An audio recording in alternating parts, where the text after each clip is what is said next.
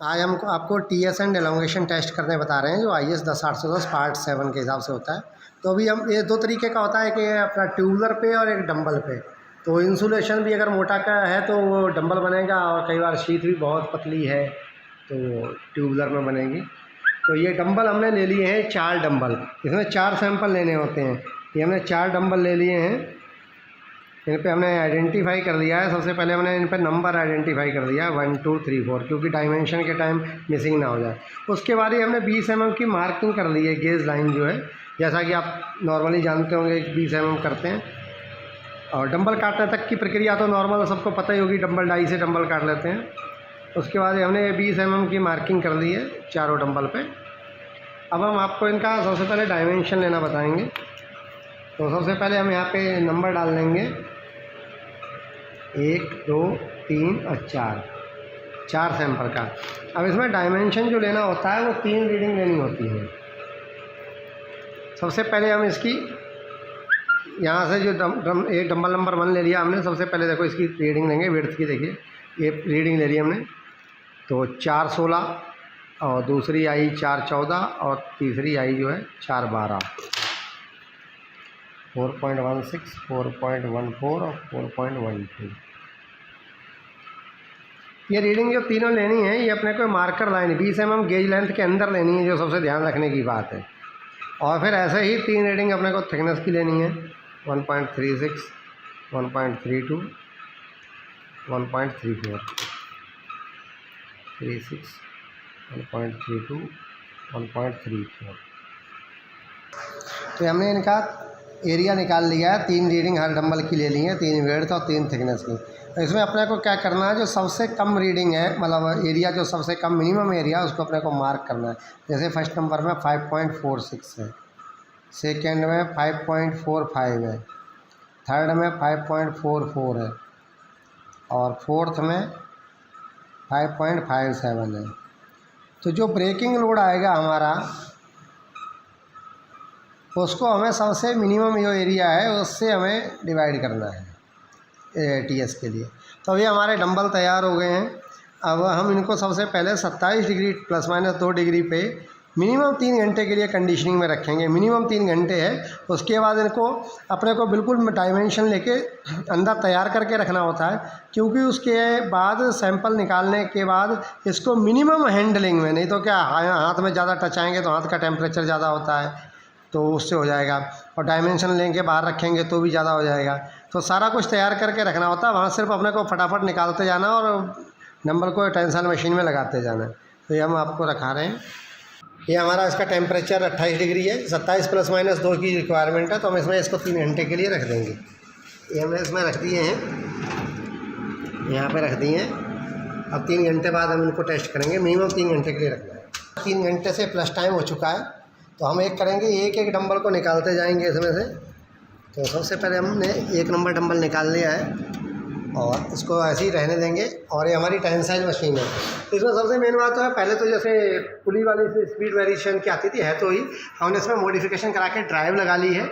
और ड्राइव से variable frequency हमने सेट कर दिया कि ड्राइव की जो फ्रिक्वेंसी अगर 40 पे रहेगी तो 250 mm/min हमारी स्पीड आएगी, जो कि हमें स्पीड रिक्वायर्ड है 250 ±50 mm/min की स्पीड रिक्वायर्ड है। तो ये हमारी ये 40 पे जो हमारी ड्राइव है ये सेट कर दी है हमने। तो थोड़ा बहुत प्लस माइनस उसमें चलता है। अब हम सबसे पहले डंबल लेंगे और इसको हम दोनों जावा में तरीके से फिक्स कर देंगे। जावा को भी हमें ध्यान रखना पड़ता है, कई बार कटने का डर रहता है, तो वो थोड़ा सा जावा हमारा स्मूथ हो। और इसको अपना जितनी ज़रूरत है उसके हिसाब से थोड़ा एडजस्ट कर सकते हैं, ऊपर कर देंगे। ये हमने इसमें फंसा दिया है, इसको अच्छे से टाइट कर देंगे और इसको भी अच्छे से टाइट कर देंगे। ये देखना है अपने को वाइट लाइन जो है बीच में रहनी चाहिए, ठीक है। और उसके बाद ये हमारा डिजिटल इंडिकेटर लगा हुआ है, इसको हमने 0 कर दिया। तो 0 करने के बाद इसमें ये पिक का बटन है, इसमें पिक कर देंगे तो जो भी डाटा आएगा वो सेव रहेगा हमारा। तो अब हम स्टार्ट करते हैं इसको। ये हमारा जो है कैलिपर है, इससे हमको नापते हैं। हमारा जो एलोंगेशन मेजरमेंट है वो भी एक साथ हो जाएगा, टेंसाइल के साथ साथ दोनों टेस्ट एक साथ हो जाएगा।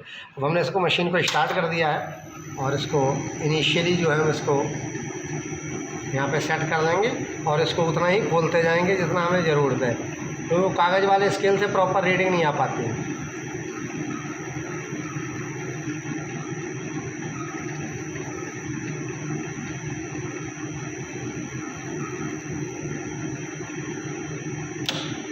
ये देखो आ गया, इधर हमारा 75 सेव हो गया है। हम मशीन को ऑफ कर देंगे और इसको हम स्केल की सहायता से नाप लेंगे। ब्रेकिंग लोड हमारा 75 न्यूटन जो आया था, और ये फाइनल जो एलोंगेशन हमारी ये 70 आई है, 70 mm। ये चारों डंबल हमने उस तरीके से तोड़ दिए, एक एक डंबल करके हम कंडीशनिंग चैम्बर से निकालते गए, और इनका न्यूटन में हमारा ब्रेकिंग लोड और फाइनल जो है हमारा ये आता गया। इस तरीके से हमने किया था। अब हम इसको कैलकुलेट करेंगे। तो यहाँ हमें ध्यान रखना है कि सबसे पहले जो हमने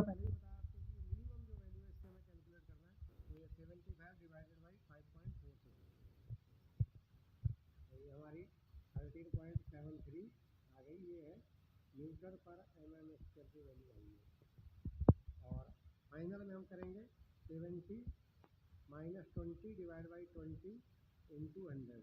तो 250% हमारी जो एलोंगेशन आ गई है, इसको जो हम सॉल्व किया जैसे मेरा 70 माइनस 20 डिवाइड बाई 20 इंटू 2, क्योंकि 20 हमारी मार्क लेंथ थी और 70 हमारी फाइनल लेंथ आई है। इस हिसाब से 250% आ गई, ये हमारी एलोंगेशन आ गई, टीएस आ गई और ये एलोंगेशन आ गई। हमने चारों सैंपल की जो है कैलकुलेशन कर ली। पहले की जो टीएस आई वो 13.73 आई है, दूसरे की 14.01 आई है, तीसरे की 14.44 और चौथे सैंपल की 13.42। एलोंगेशन पहले की 250, दूसरे की 225, तीसरे की 250 और चौथे की 280%। अब इसमें क्या करना है, एज पर IS 10810 पार्ट 7 1984 10.2 जो क्लॉज है, इसके अकॉर्डिंग हम करेंगे। इसमें मिनिमम और मैक्सिमम वैल्यू को डिस्कार्ड कर दिया जाता है। तो सबसे मिनिमम वैल्यू हमारी है 13.42, इसको हमने हटा दिया है, और सबसे मैक्सिमम वैल्यू है, इसको भी हम हटा देंगे। सेम कंडीशन इसमें भी लागू होती है, ये भी हटा दिया है और ये भी हटा दिया जाएगा। अब रिमेनिंग जो 2 है इनका एवरेज दिया जाएगा। तो 13.73 प्लस 14.08 डिवाइडेड बाई 2, TS बराबर 13.87 न्यूटन पर